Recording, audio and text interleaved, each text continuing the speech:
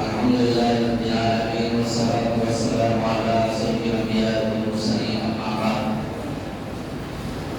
أعوذ بالله من الشيطان الرجيم بسم الله الرحمن الرحيم لقد كان لكم في رسول الله أسوة حسنة وقال النبي صلى الله عليه وسلم يذكرهم الله تعالى في ظله يوم لا ظل إلا ظله أو كما قال عليه الصلاة والسلام. میرے محترم بزرگوں اور میرے عزیز ساتھیوں، گزشتہ جمعہ بات چل رہی تھی کہ وہ کون لوگ ہوں گے جن کو اللہ رب العالمین اپنے عرش کے سائے کے نیچے جگہ دیں گے. اور میں نے یہ ذکر کیا تھا کہ 7 بندے ہیں. آج میں چاہتا ہوں کہ اجمالی طور پر مکمل ہمارے سامنے باتیں آ جائے، انشاءاللہ اس کے بعد تفصیلی بات کریں. اللہ کے رسول صلی اللہ علیہ وسلم نے فرمایا یجلهم اللہ تعالی فی ظلہ یوم لا ظل الا ظلہ. امام عدل، ایک انصاف پرور بادشاہ. نمبر 1 انصاف پرور بادشاہ، انصاف کرنے والا بادشاہ. اللہ رب العالمین اس کو کل قیامت کے دن جس دن کوئی سایہ نہ ہوگا، اللہ اس کو عرش کے سائے کے نیچے جگہ دے. اور دوسرا نمبر فرمایا وشاب نشأ فی عبادۃ اللہ، وہ نوجوان جنہوں نے اپنی پوری جوانی اللہ کے عبادات میں گزار دیا. انہوں نے اپنی پوری جوانی رب چاہی زندگی گزار دیا. اللہ رب العالمین اس کو بھی اپنے عرش کے سائے کے نیچے جگہ دے. نمبر 3 ورجل قلبه معلق بالمساجد. اللہ کے رسول علیہ السلام نے فرمایا کہ وہ بندہ بھی جس کا دل مسجد سے اٹکا رہے، اللہ رب العالمین اس کو بھی عرش کے سائے کے نیچے جگہ دے. نمبر 4 فرمایا ورجلان تحابا فی اللہ اجتمعا علیہ وتفرقا علیہ. کہ وہ دونوں جوان جنہوں نے آپس میں محبت کی، وہ دو انسان جنہوں نے آپس میں محبت کی ایک دوسرے سے. یہ محبت کرنا اللہ کی رضا کے لیے، اور جب تک آپس میں مل بیٹھا رہا، جس وقت تک ایک جگہ جمع رہا اللہ کی رضا کے لیے، اور جب وہاں سے جدا ہوا وہ بھی اللہ کی رضا. اس کے بعد فرمایا نمبر 5 ورجل امرأة ذات منصب و جمال وقال انی اخاف اللہ.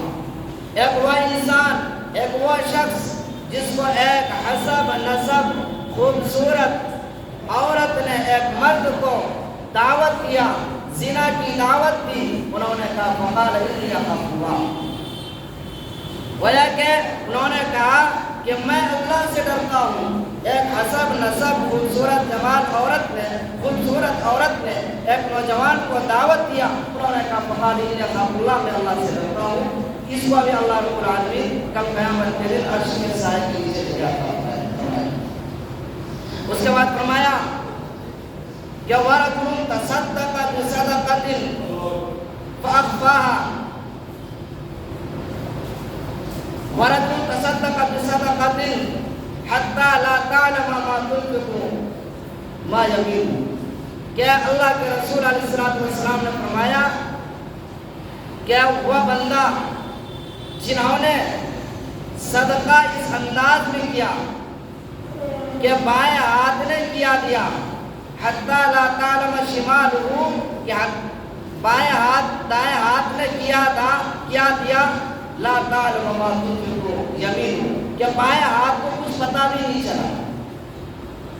اس انداز میں صدقہ کیا، یعنی اس انداز میں صدقہ کیا کہ دائیں ہاتھ نے کیا دیا، بائیں ہاتھ کو کچھ نہیں پتہ چلا. فرمایا یہ بھی کل قیامت کے دن اللہ تبارک و تعالیٰ اس کو عرش کے سائے کے نیچے لے آتا ہے۔ اور آگے فرمایا کہ وَرَجُلٌ ذَكَرَ اللَّهَ خَالِيًا فَفَاضَتْ عَيْنَاهُ، کہ تنہائی اختیار کیا، ایک بندہ تنہائی میں تھا، انہوں نے اللہ کا ذکر کیا، فَفَاضَتْ عَيْنَاهُ، اس کی آنکھوں سے آنسو بہہ پڑے۔ فرمایا کہ یہ 7 بندے ایسے ہیں جن کو اللہ رب العالمین کل قیامت کے دن عرش کے سائے کے نیچے لے آتا ہے۔ تو میرا محترم بزرگوں دوستو، میں گزشتہ جمعہ یہاں پر آ کر بات کو چھوڑ دیا تھا کہ وہ نوجوان جنہوں نے اپنی پوری جوانی اللہ کی عبادات میں گزار دیا، اور میں نے یہ بھی ذکر کیا تھا کہ کل قیامت کے دن ہر انسان سے اللہ تبارک و تعالی 5 سوال کریں گے، ہر انسان سے 5 سوال کریں گے۔ اللہ کے رسول صلی اللہ علیہ وسلم نے فرمایا لا تزول قدم ابن آدم یوم القیامت من عند ربی، کہ کل قیامت کے دن ابن آدم کا ایک قدم بھی اپنی جگہ سے نہیں ہٹ پائے گا، اس وقت تک نہیں ہٹ پائے گا حتی یسأل عن 5، یہاں تک کہ اللہ رب العالمین بندوں سے 5 سوال کریں گے، اور 5 سوال کو جب تک جواب دیں گے۔ فرمایا ان عمرہ فیما افناہ، اللہ تبارک و تعالیٰ فرمائیں گے اے میرے بندے، میں نے تم کو زندگی دیا تھا، اس زندگی کو کیسے گزارا؟ کیا آپ نے اس زندگی کو خواہشات میں تو نہیں گزار دیا؟ کیا آپ نے اس زندگی کو عریانیت میں تو نہیں گزار دیا؟ کیا آپ نے اس زندگی کو جو 60 سالہ 70 سالہ زندگی دیا تھا، آپ نے پوری زندگی خواہشات، لغویات اور فضول کاموں میں تو نہیں گزاری؟ آج ہم نے یہ سمجھ لیا ہے کہ اللہ نے ہمیں یہ زندگی جو دی ہے صرف کھانے اور کمانے کے لیے دیا ہے، اور انسان اس انداز میں زندگی گزارتا ہے کہ ایسا محسوس ہوتا ہے وہ اس دنیا سے اس کو جانا ہی نہیں، اس انداز میں زندگی گزارتا ہے کہ دنیا سے اس کو جانا ہی نہیں ہے۔ میرے محترم بزرگوں دوستو، ہر انسان کو موت آئے گی اور ہر انسان کو یہاں سے جانا پڑے گا۔ تو اللہ تبارک و تعالیٰ پہلا جو بندے سے سوال کرے گا زندگی کے بارے میں کہ اے بندے، ہم نے یہ 60 سالہ 70 سالہ زندگی دیا، آپ نے اس کو کس طریقے سے گزارا، کہاں گزارا؟ میرے محترم بزرگوں دوستو، ہمیں اس سوال کا جواب دینا پڑے گا۔ جب تک ہم جواب نہیں دے دیں گے اس وقت تک ہمارا ایک قدم بھی آگے نہیں ہے۔ پھر اللہ تبارک و تعالیٰ بندے سے دوسرا سوال کرے گا، اور وہ دوسرا سوال جوانی کے بارے میں ہوگا کہ ہم نے تم کو یہ جوانی دیا تھا، ہم نے تم کو یہ جوانی دیا تھا، یہ قوت دیا تھا، یہ طاقت دیا تھا، یہ بولنے کی صلاحیتیں دی تھی، ہاتھوں کے اندر قوت، پیروں کے اندر چلنے کی طاقت، صحت، تندرستی، ہر چیز ہم نے دیا تھا، آپ نے اس جوانی کو کہاں گزارا؟ کیا آپ نے اس جوانی کو فضول کاموں میں تو نہیں گزارا؟ کیا آپ نے اس جوانی کو رب کے خلاف تو نہیں گزارا؟ ہم نے جو یہ جسم امانت دیا تھا، صحت والا جسم دیا تھا، تندرستی والا جسم دیا تھا، کیا آپ نے اس جوانی کو رب جائز زندگی چھوڑ کر من جائز زندگی پہ تو نہیں کھپایا؟ تو میرے محترم بزرگوں دوستوں، ہمیں جوانی کے بارے میں اللہ کے سامنے جواب دینا ہوگا۔ اللہ ہم سے سوال کریں گے۔ ویسے تو زندگی کے اندر یہ جوانی بھی آ جاتی ہے، لیکن اللہ تبارک و تعالیٰ خصوصی طور پر جوانی کے بارے میں ہم سے سوال کریں گے۔ اللہ تبارک و تعالیٰ نے ہمیں جوانی کیوں دیا ہے؟ جوانی اس لیے دیا ہے کہ ہم اسلام کے خلاف، اسلام کے موافق، جہاں اسلام کی ضرورت ہو اس کے مطابق ہم اپنی جوانی کو صرف کریں۔ ہم اپنی جوانی کو شراب اڈوں پر، ہم اپنی جوانی کے جوئے بازوں کی طرف، ہم اپنی جوانی کو ہوٹلوں کے اندر، ہم اپنی جوانی کو چائے کھانوں کی طرف نہ گزاریں، بلکہ اپنی جوانی کو رب چاہی زندگی کے مطابق لگائے۔ اللہ نے یہ جسم ہمیں امانت دیا ہے، اس کا ایک ایک پل کا، ایک ایک منٹ کا حساب ہمیں دینا۔ اس لیے میرا محترم بزرگوں دوستوں، کسی شاعر نے کیا خوب کہا ہے کہ در جوانی توبہ کردن شیوہ پیغمبری، کہ توبہ کرنا یہ پیغمبروں کی جوانی کے اندر توبہ کرنا یہ پیغمبروں کا شیوا ہے، ورنہ بڑھاپے میں تو بھیڑیا بھی شکار کرنا چھوڑ دیتا ہے، بڑھاپے میں بھیڑیا بھی پرہیزگار بن جاتا ہے، متقی بن جاتا ہے۔ آج نوجوانوں سے کہا جاتا ہے اللہ کی عبادت کر لیجئے، وہ بڑھاپے کی طرف اشارہ کرتے ہیں۔ میرے محترم مسلمان دوستو، بڑھاپے میں بھیڑیا بھی پرہیزگار بن جاتا ہے، متقی بن جاتا ہے۔ بڑھاپوں کا اصل اعتبار جوانی کا ہے کہ آپ نے جوانی کیسے پایا۔ اس کے بعد اللہ تبارک و تعالی ہم سے تیسرا سوال کریں گے، وَعَنْ مَالِهِ مِنْ أَيْنَ اكْتَسَبَهُ وَفِيمَ أَنْفَقَهُ، کہ آپ نے یہ جو بنگلے بنائے، یہ جو کوٹھیاں بنائے، یہ جو آپ نے دکانیں اور گھر تیار کیا، یہ مال آپ نے کہاں سے لایا؟ آپ نے اپنے اکاؤنٹ کے اندر، بینک کے اندر جو مال جمع کیا وہ کہاں سے لایا؟ کیا آپ نے اسمگلنگ کر کے تو نہیں لایا؟ کیا آپ نے سود خوری کے طریقے سے تو نہیں لایا؟ کیا آپ نے شراب بیچ کر تو نہیں جمع کیا؟ کیا آپ نے ناجائز کاموں کے ذریعے سے تو مال کو نہیں جمع کیا؟ شریعت کے اندر ہر وہ چیز جس کا شریعت نے ناجائز قرار دیا ہے، اس کا بیچنا، خریدنا، فروخت کرنا، ساری چیزیں حرام ہیں۔ اگر ہم سود خوری کے ذریعے سے جمع کر رہے ہیں تو یاد رکھیے ایک ایک پیسے کا ہمیں حساب دینا ہوگا۔ جب تک ہم اپنے تمام رکوم، تمام پیسوں کے جواب نہیں دے دیں گے کہ ہم نے اس مال کو کیسے کمایا ہے، کیا ہم نے اپنی پوری زندگی حرام طریقوں سے مال کماتا رہا، تو یاد رکھیے ایک ایک پیسے کا ہمیں جواب دینا ہوگا۔ جب تک ہم اپنے مال کے بارے میں جواب نہیں دے دیں گے اس وقت تک ہمارا ایک قدم آگے نہیں بڑھے گا۔ اور چوتھا فرمایا اللہ کے رسول صلی اللہ علیہ وسلم نے ہر بندے سے جو پوچھیں گے وہ یہ پوچھے گا کہ وہ فیما انفقہ، کہ ہم جو تم نے یہ مال جمع کیا تھا اس کو خرچ کہاں کیا؟ اس مال کو آپ نے خرچ کہاں کیا؟ کیا آپ نے اس کو حرام کاری کی طرف، ناچ گانوں کی محفلوں میں تو نہیں خرچ کیا؟ کیا آپ نے جوا اور شراب نوشی کے اندر تو آپ نے خرچ نہیں کیا؟ تو یاد رکھیے ایک ایک پیسے کا ہمیں حساب دینا ہوگا۔ میرے محترم بزرگوں اور دوستوں، کاش کے خوشخبری ہے ان لوگوں کے لیے جنہوں نے مال کو کمایا، حلال طریقے سے کمایا، پھر اس کو خرچ بھی حلال ہی جگہ پر کیا، پھر اس کو خرچ بھی اچھے جگہوں پر کیا۔ خوشخبری ہے ان لوگوں کے لیے جو کل قیامت کے دن یہ کہنے والا بن جائے کہ اے اللہ، ہم نے جو یہ مال کمایا ہے، ہم نے یہ جو مال اکٹھا کیا حلال طریقے سے بھی کیا اور ہم نے خرچ بھی حلال جگہ ہی پر کیا۔ کاش یہ خوشخبری ان لوگوں کے لیے جو یہ کہتے یا اللہ یہ مال ہم نے مدرسوں میں پڑھانے والے جو قال اللہ اور قال رسول کی صدائیں بلند کر رہے تھے، جو اعلاء کلمت اللہ کا فریضہ انجام دے رہے تھے، ہم نے اس پر خرچ کیا ہے۔ کاش کہ ہم یہ کہنے والا بن جائے کہ اے اللہ، مدرسے کے اندر جو بچے پڑھ رہے تھے ہم نے 2 روپے کمایا تھا، ہم نے اس بچوں پر مال خرچ کیا تھا۔ کاش کہ ہم اللہ کی بارگاہ میں یہ کہنے والا بن جائے کہ اے اللہ، فلاں آدمی اللہ کے راستے میں گئے تھے، ہم نے اپنے مال کو وہاں پر خرچ کیا تھا۔ اے اللہ، ہم نے اپنے مال کو جائز جگہ پر خرچ کیا۔ کاش کہ ہم یہ کہنے والے بن جائیں۔ اگر کل قیامت کے دن ہم اللہ کے سامنے یہ کہنے والے بن جائیں تو ہمارا کام بن جائے گا۔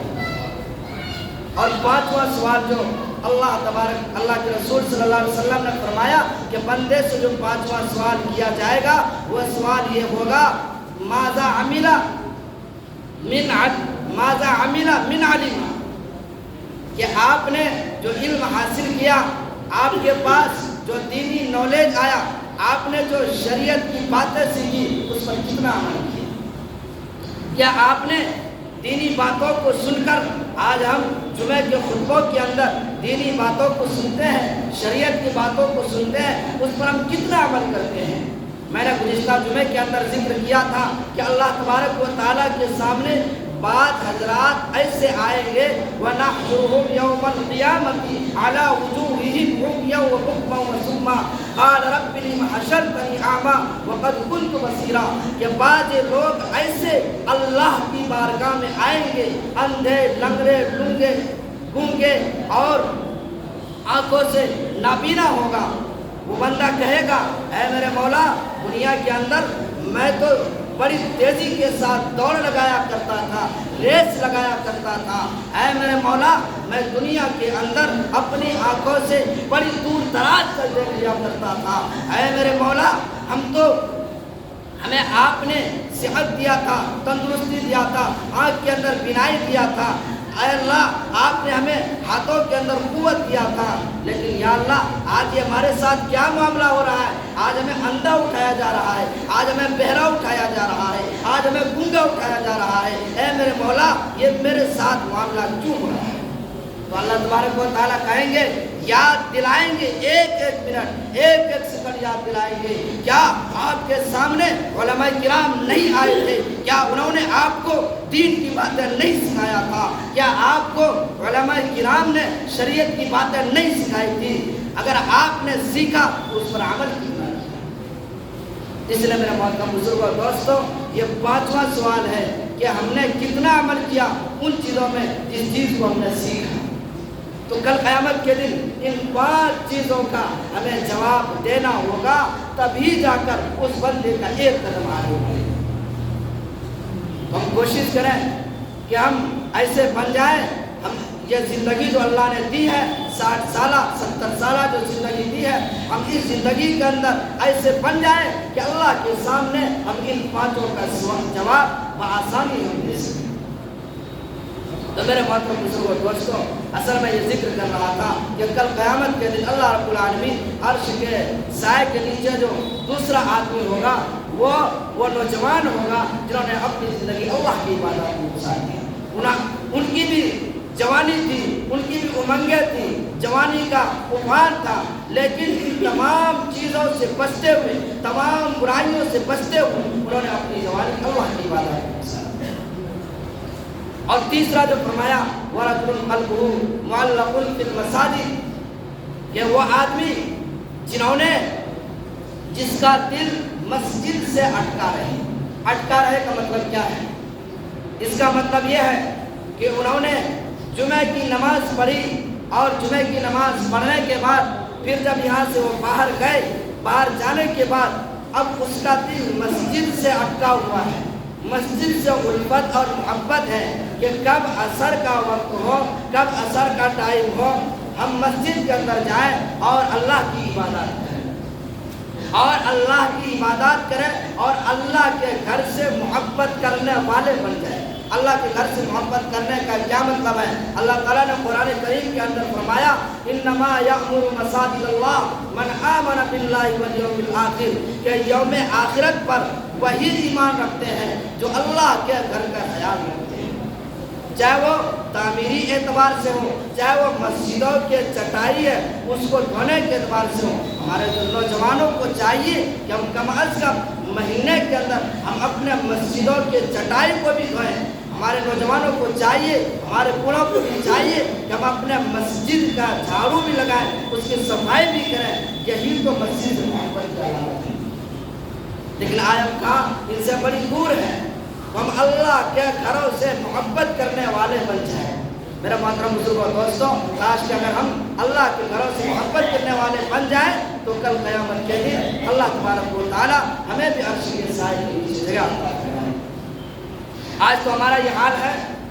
ये मैं ज़िम्नन एक चीज़ और बातें बतला दूँ कि आज अगर ये थोड़ा मौजू से हटकर है, लेकिन है उसी से मिलता जुलता, कि अगर आज हमारे दरवाजे पर कोई भिखारी आ जाए, कोई मांगने वाले आ जाए, जब उसको हम 1 रुपये 2 रुपये निकाल कर देते हैं तो वो भी इनकार कर जाता है। अगर जब तक उसको 10 रुपये 20 रुपये 30 रुपये ना दे दे वो इनकार कर जाता है। तो याद रखिए, एक भिखारी जो 2 रुपये लेने के लिए तैयार नहीं है, 5 रुपये लेने के लिए तैयार नहीं है, तो हम अल्लाह के घरों में कैसे 2 रुपये 3 रुपये इनकार करते हैं? आज तो हमारा ये हाल है। जब हम अल्लाह के घरों में देने की बात आए, अगर हमारे जेब से 5 की जगह 10 निकल जाए تو وہ بھی دینا اس کو واپس رکھ کر 5 روپے نکالتے ہیں. حالانکہ حدیث کے اندر ہم نے ابھی ہمارے سامنے کیا بات آئی کہ ہمارے دائیں ہاتھ نے کیا اللہ کے راستے میں خرچ کیا، کیا اللہ کے گھروں میں خرچ کیا، بائیں ہاتھ کو بتا دینا چاہیے. ہم اس ہاتھ سے نکالیں کیا اللہ کے گھر میں جا رہا ہے، ہمیں احساس پر نہیں ہونا چاہیے. اگر ہم ایسے بن جائیں گے تو اللہ تبارک و تعالیٰ کل قیامت کے دن ہمیں عرش کے سائے کے نیچے جگہ عطا فرمائیں گے. تو ہمارے سامنے وہ 7 چیزیں جن کو اللہ، وہ 7 افراد، وہ 7 طبقہ جن کو اللہ رب العالمین عرش کے سائے کے نیچے جگہ عطا کریں گے، میں نے اس کو اجمالی طور پر ذکر کر دیا ہے. چونکہ اسی موضوع کو بار بار ذکر کرنا مناسب نہیں لگ رہا ہے. انشاءاللہ آئندہ جمعے کے اندر کسی دوسرے موضوع پر بات ہوگی. اللہ رب العالمین ہم سب